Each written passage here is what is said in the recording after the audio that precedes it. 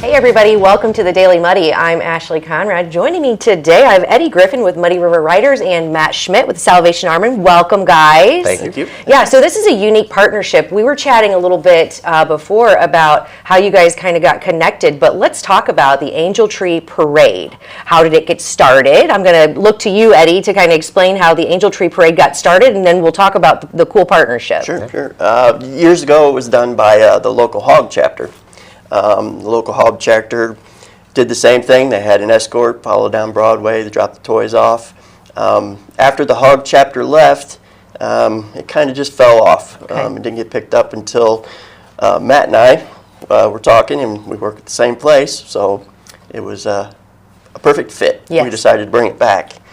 So we brought it back, and then I ran into some members of the Corvette Club here in town, and they were interested in helping us out and doing it with us. So we've got them along with us doing this parade and this bringing back the toys back down through Broadway. Yes, because it's all about the toys. The Angel Tree, which has been around for, since I was a little kid at least. It is a great way for people around the holidays to adopt a child in our community to help them celebrate Christmas with a smile, right? Oh, exactly. That's kind of what our Christmas campaign is about, is collecting toys and food for these families. And the toys that you're able to collect really make a difference for a lot of families, especially this time when we're coming through so many struggles this year. A lot of families had to decide, well, do we put more money into food? Oh, wait, Christmas is here. What do we do now? So yes. We're over probably 400 applications already of families needing to provide Christmas for the kids. Yeah. And it's varied over the years. It's gone from where people donated toys and the parents come in and shop to what we do now, which is actually adopt an angel, which means you're shopping for a specific child. Right. And you can donate a gift here and there. You don't have to necessarily adopt the whole child and buy everything on the tag. We'll supplement if we need to. But yeah, it's a fun experience when you go out and you realize, hey, even if you don't have kids anymore, what it was like to shop for the kids, and you're like, this is kind of fun, putting things together of what their interests are and what they like. And then we also try to provide them clothes as well, needs, bedding, things like that. So it's not just all toys. It's very cool, and obviously the impact on not only the child and the family, but the person who gets to shop as well. I'm sure that it's very fulfilling. And then, so the Angel Tree that Muddy River Writers specifically, you guys, where is it? It's at Smith Brothers. Okay. Our tree's actually located out there. Anybody's welcome. Go out, pull a tag, buy a toy, bring it back, and drop it back off at Smith Brothers. Okay, so the Angel Tree, there are a host of them around the community, but if you want to have a toy dropped off, if you want to go shop for an angel at the Smith Brothers Power Sports, then you go grab a toy, bring it back, then the Muddy River Writers, along with the Corvette Club, will take those toys, along with an escort, which is pretty cool. Yes, we do have the Tri-Township Fire Department will be escorting us down Broadway on Saturday the 13th. Saturday the 13th, and we're hoping that all this snow and salt and mush is gone by then, but you will have a couple diehards who are still going to, I'll be on it. Yes, you're going to get those toys to those kids. So, if you want to participate in the Angel Tree Parade, obviously go shop, get a toy, drop it off at the Smith Brothers. We also have another partner who's been helping out for the last couple of years. That's Adam Fenton over at Threshold of Pain Tattoo. He does have some special things going on. You bring in a toy, you can get in for some pre-tattoos, some hour things, some different things like that he has going on. So if you bring in a toy, you can get entered in for that. Bring a toy, get a tat. I love it. We love Adam. He's great. So Threshold of Pain, Smith Brothers, thank you guys for your partnership as well. And thank you, Eddie, and all of the writers for helping out. I know you've been doing this for years, right? Yeah. So we can't count how many years, and we also don't want to say because we're not that old, right? But it is a great partnership, and again, it's so impactful for not only you guys, I'm sure, but the families that you're serving. It's a lot of fun for me because I get to see both sides. So I get to be out there buying and purchasing the toy, and then bringing them down here and actually seeing them getting handed out. So it's double for me. That is so cool. It's giving me goosebumps, and it is the reason for the season. We want to give back, and if there's one thing our community does, it is give back. So again, thank you so much, and to all the Muddy River Writers and Threshold of Pain and Smith Brothers, you guys rock. Thank you for playing your part in giving back to our community, especially the families. So let's talk about giving back. Salvation Army, the name is synonymous with giving back. You guys do so much, including the Angel Tree. One of the things that everyone has heard, literally, bell ringing. Tell me a little bit about the bucket campaign. Do you know when that started?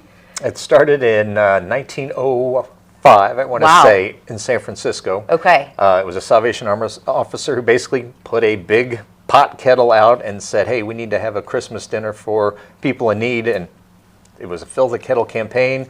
Took a few years, kind of spread to the East Coast, and suddenly that became the primary Christmas fundraiser for the Salvation Army. Yes. So, it's still, that's what people think of when you think Salvation Army. You think of red kettles and bell ringing. Absolutely. And I love the different, people bring their own spice to these bell ringing. When they're spending their time behind these buckets, they're doing their own thing. I've seen like the QND, they're out there singing and dancing and carrying on at Hy-Vee. Dancers from like Q Dance. I mean, there are so many organizations that get involved. But then it's also another thing that's great for families. We're talking about, making an impact with your family and showing what it means to give back. You can always go and spend an hour or two ringing these bells and grabbing people's attention to get this money for Salvation Army, right? You can do whatever you want, Yeah. primarily at the kettle. Registertoring.com is how you go and you choose a location in Quincy or Hannibal. You pick your 2-hour shift, and it does go by fast if you have fun with it. Yes. We have people who've dressed up like Christmas Vacation characters, people who are musicians play music at it.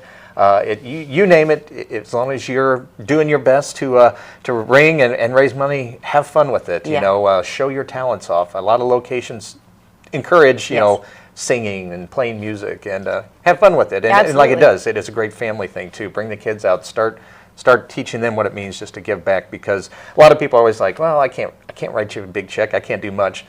You'd be amazed how much money you can raise in 2 hours of giving your time. So, Absolutely. So if you can only do that, that's a big plus. Yes, it is. It helps out. Every little bit helps. And if you're not ringing, if you're just walking by these buckets, don't think you have to throw cash money. Coins spend. Coins add up, and if you only have a few at the bottom of your purse or in your pocket, drop them in. It's going back to a very worthy cause, going back to our community and the people in need, which, as you mentioned, that need is growing. So anything you can do, if you want a bell ring again, where would they go? Registertoring.com, Okay. and then that's all you do is put in the zip code of where you want to ring. The Quincy locations, Hannibal, we have some Palmyra. We only have like 7 locations in Quincy, but you pick those, pick your date, pick your time, and it's as easy as that. And we don't see the coins are dwindling. They are, yes. We don't see that accounting for the big amount that's in the kettle. There's still the bills there. Sure. But for those who walk by and like, I don't have anything, there are little QR codes on the kettles too for online pay and Venmo. So perfect. There are still ways you can give. There are ways to do it. You don't even have to have those heavy coins in your purse anymore. We all know those pennies are going away anyway, right? Yeah. So QR code, ring the bells. Anything you can do would be awesome. Go grab an angel off of a tree. Yes. Lots of ways to give back. And again, if there's one thing that I know about Quincy and our surrounding area, we know how to show up. And 'tis the season to do that. Thank you guys so much. I appreciate you coming in and chatting. Good luck on a great season. Good luck for great weather. I'll be looking forward to watching the caravan cruise down Broadway. So thank you guys so much. You. Happy holidays to you. Yeah. You too. Thanks. All right, coming up next, Bob sits down with the MU Extension to talk about farm tax. Stay tuned. Utopia is now open every day from 10 a.m. till 10 p.m. and till 1 a.m. on Thursday, Friday, and Saturday. Chill out with a craft cocktail or an ice-cold beer. And Utopia's got the latest gaming machines with big jackpots ready for you to win. Need the perfect spot for your next celebration? Utopia features a beautiful event venue, available now for parties, reunions, and private events. So come see what all the buzz is about. The drinks are cold, the space is hot, and Utopia is ready for you. Welcome to Cedar Club, Quincy's favorite local bar. A friendly corner bar with a laid-back atmosphere and affordable drinks. It's the perfect spot for a great time. With entertainment galore, including shuffleboard, golden tea, pool, foosball, and winning gaming machines. Cedar Club's latest edition is the best spot to catch your favorite game. Great drinks, great friends, and great times. Cedar Club, 20th and Cedar in Quincy. Welcome out to Kelly's on Broadway tonight. We're drinking cold beer and it feels so right. I'll meet you out on Broadway underneath Shamrock Light. We're gonna have a good time on the patio tonight. There's a party down at Kelly's.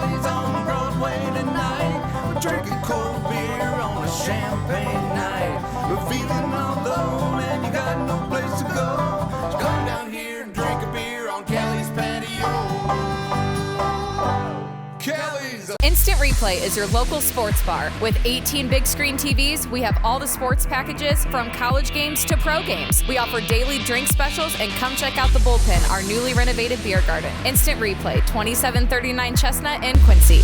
Welcome to the Abbey, a Quincy tradition. With 6 big screens, a new larger kitchen, and now more seating capacity, the Abbey is the place to be before, during, and after the big game. Come enjoy fan favorite appetizers, steaks, burgers, and a variety of daily food and drink specials. Can't join us? Carryout is available too. Now with a convenient drive-up window to better serve you. 1736 Spring in Quincy. Opens at 3 p.m. Tuesday through Sunday. Come join all your friends at the Abbey, a Quincy tradition. The Liquor Booth is your home for a huge selection of beer, wine, and spirits. The Liquor Booth has 2 locations in Quincy, 3520 Broadway and 1500 North 12th Street. The Liquor Booth, where it's always happy hour. And welcome back. My guest today is Mary Soba with the University of Missouri Ag Extension. Welcome. Thank you. Thank you for making the trip from lovely Mexico, Missouri. Yeah, it's a nice drive up here. It is. That's my old stomping grounds there, and then you drove by my hometown, so that's kind of cool. So we are talking about sales tax exemptions for holiday vendors. Well, we're talking about that. And a the lot Farm of Tax Workshop. You betcha. Okay. You betcha. There's a lot of things going on this time of year with taxes. So one of the things we try to do is we try to get some education out, and we try to encourage people to go visit with their tax professional so they can make adjustments before the end of that year. Understood. So what is a Farm Tax Workshop all about then? Right. So it's all agriculture based. Sure. And so we Extension will pick some topics we think are either brand new or that are relevant for the end of the year planning.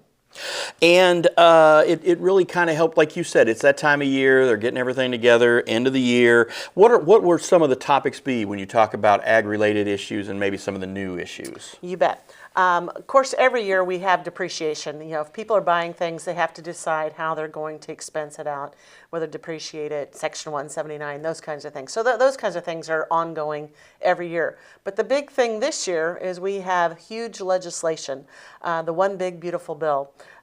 So a lot of our time is going to be concentrated on issues that was in the legislation there in July. So there's a lot of details there, and we'll try to cover some of the highlights in the tax workshop. So is it, in your opinion, is that a good thing or a bad thing for farmers?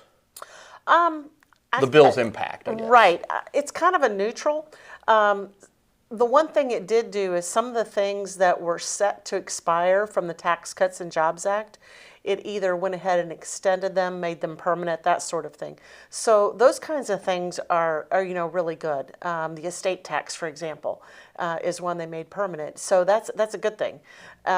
So overall, probably I would say good, but there's a little Sure. of both.